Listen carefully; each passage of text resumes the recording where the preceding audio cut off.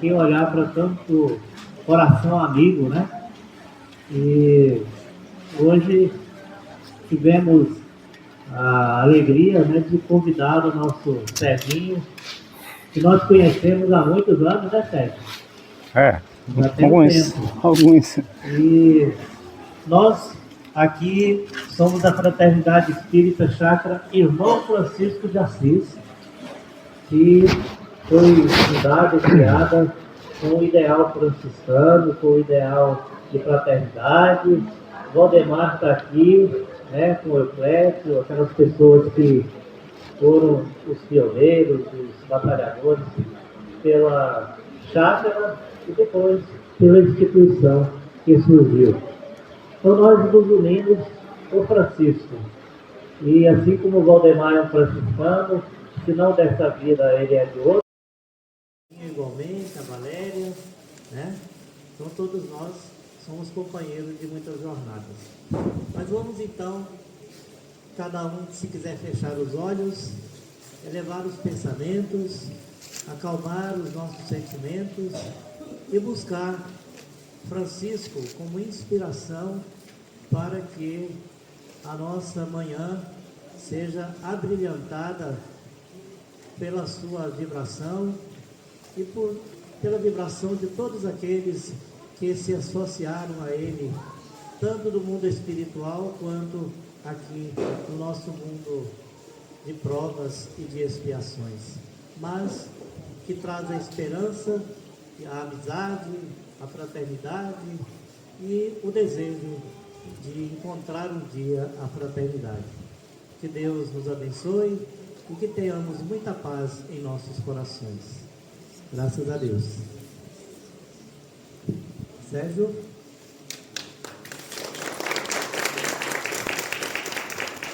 Vocês também, parabéns.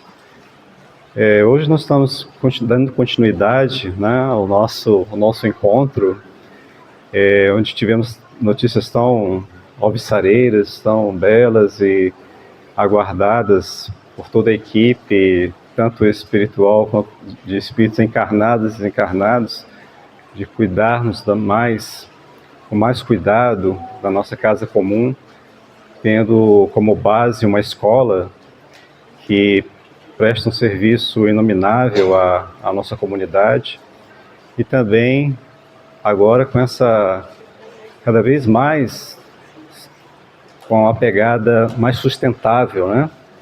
Buscando a vivência, não só a educação inclusiva, mas também com uma educação cada vez mais sustentável, ajudando as próximas gerações, que seremos as atuais e as futuras, no qual nós nos incluímos.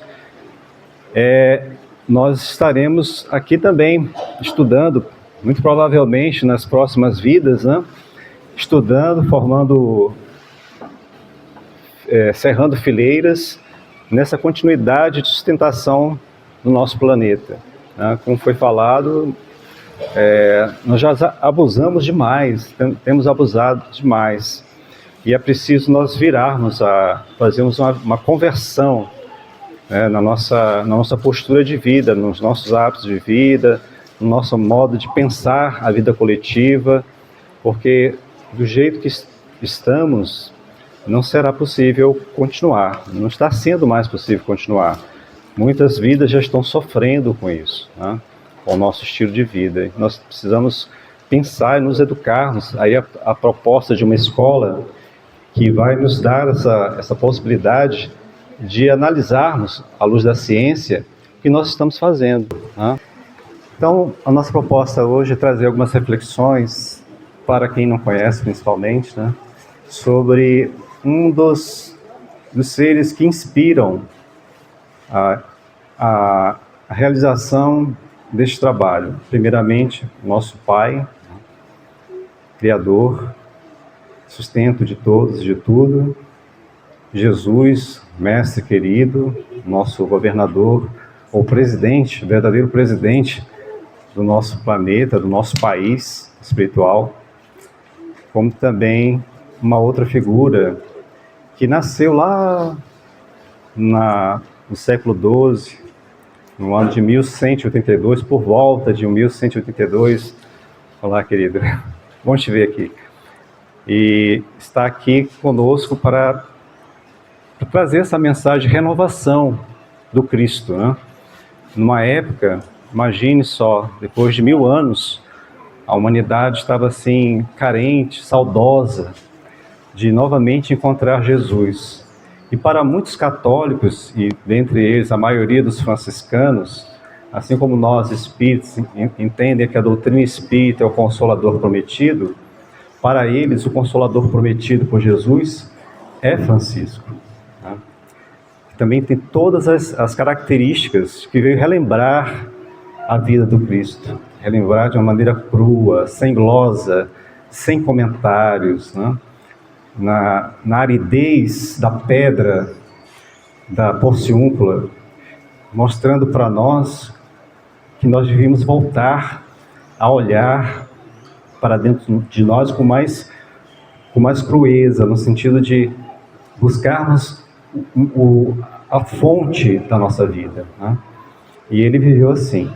Então vou tocar um trecho de uma música do Padre Zezinho. Infelizmente, quando me falaram que teríamos poucas pessoas, eu pensei que no máximo 50, e acabei não me municiando de mais papéis para distribuir. Mas assim, é até mais sustentável. Se cada um dividir as folhinhas por 2, nós já estaríamos poupando um pouco a natureza, né? Então a gente colocou aí num folheto algumas músicas que nós vamos relembrar ou conhecer, que tratam de momentos na vida de Francisco. Uma delas vai fazer um pequeno resumo de como foi esse início, tá? Vou tentar tocar aqui, falar o mais alto possível, que quem me conhece sabe que eu não sou muito de falar alto, né? Eu falo muito baixo. Então eu vou fazer um esforço, né, para tentar falar um pouco mais alto.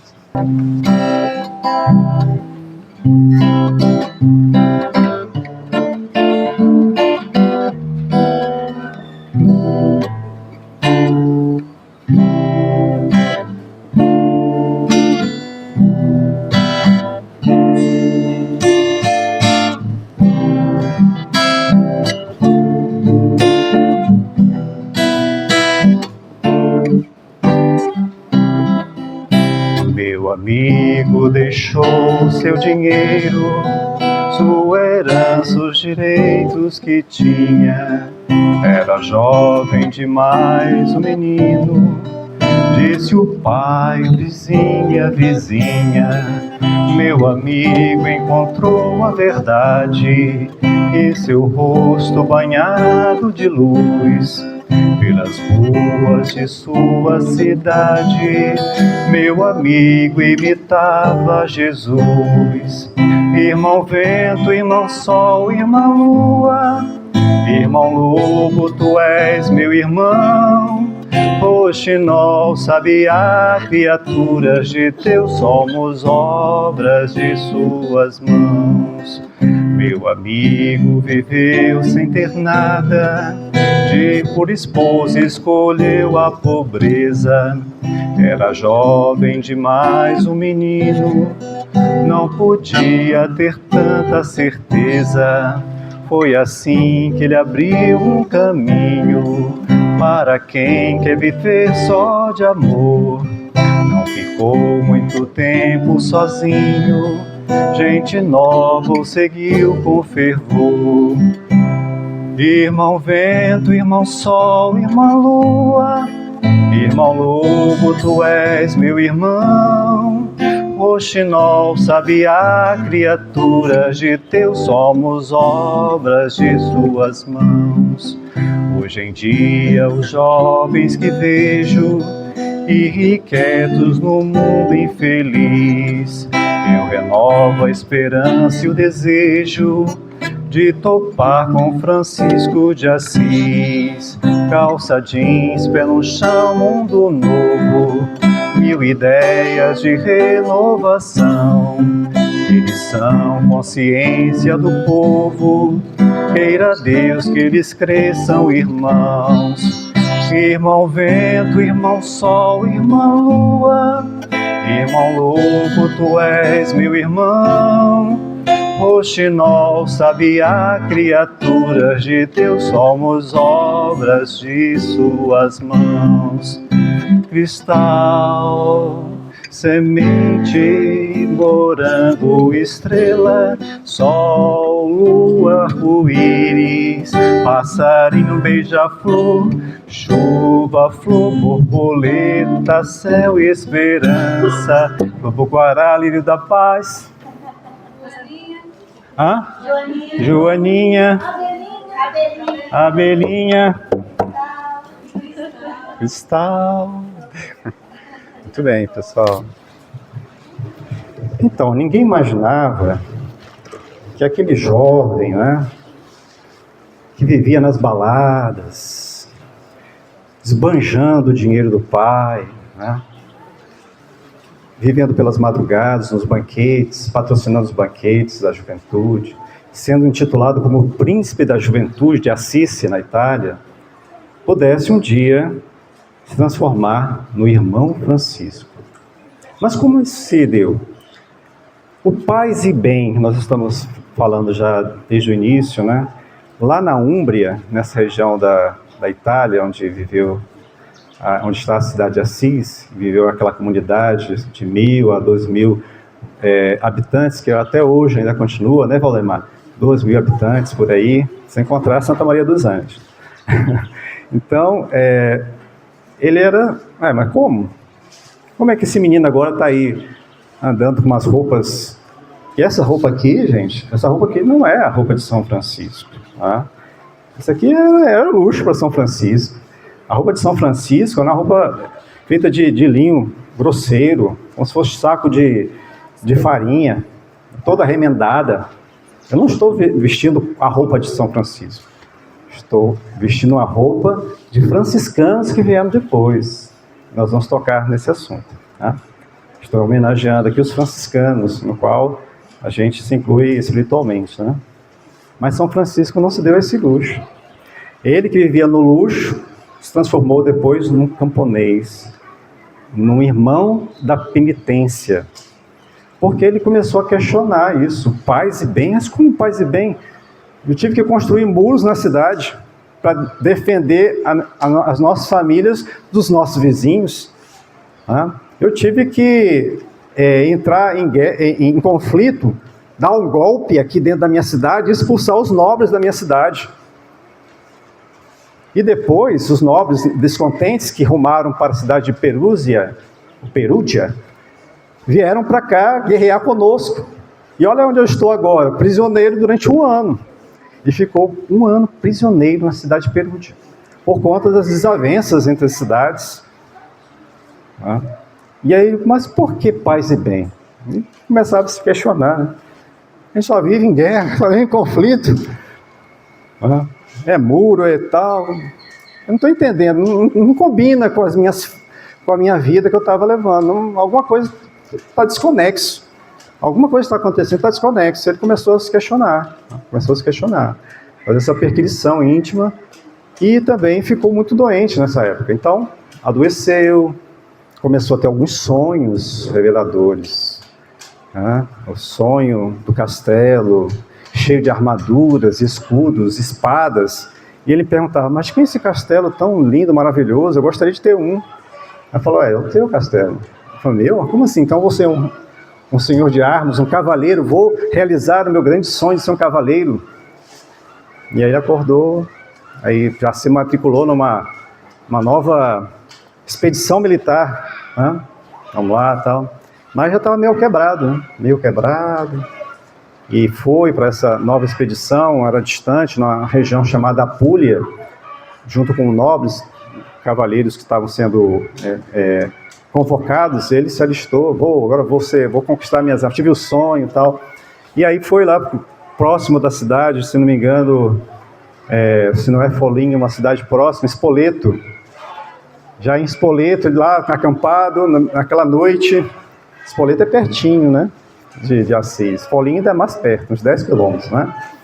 Então, chegando lá, teve uma voz que começou a conversar com ele assim, mas por que você está querendo servir ao servo quando eu te convido a seguir o Senhor. Volta para Assis. Aí você imagina, gastou todo um dinheiro, né, do pai e tal, toda aquela esperança da família, né, de conquistas. O que você vai conquistar, você vai trazer os espólios, né? As fortunas, o ouro, a prata, as coisas de valor dos lugares conquistados. É assim que é uma das formas de se enriquecer, né? Era uma delas, né? O comércio do pai era de tecidos caríssimos, que trazia da França, o senhor Pedro, e a mãe, a senhora Picard, e o irmão, né? O irmão mais novo, Ângelo, que deu continuidade aos negócios da família, né? Posteriormente, depois que Francisco se transformou, né? Então ele volta e fica lá perplexo assim, o que eu tenho que fazer? E a família, obviamente, né? O que houve agora, Francisco? Nada.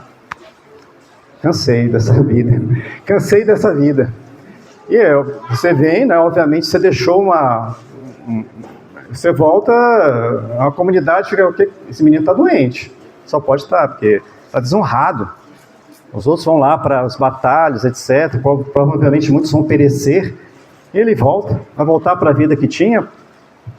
Está com saudade das farras de antigamente. Mas não, era uma coisa diferente. E nem ele sabia explicar. Uma vez, passando por uma igreja em ruínas, uma capela, um pequeno lugar de oração dedicada ao Cristo, né? São Damião, se eu não me engano. Ele chegou, estava lá orando, tinha um crucifixo lá, um grande, né, caído ao lado.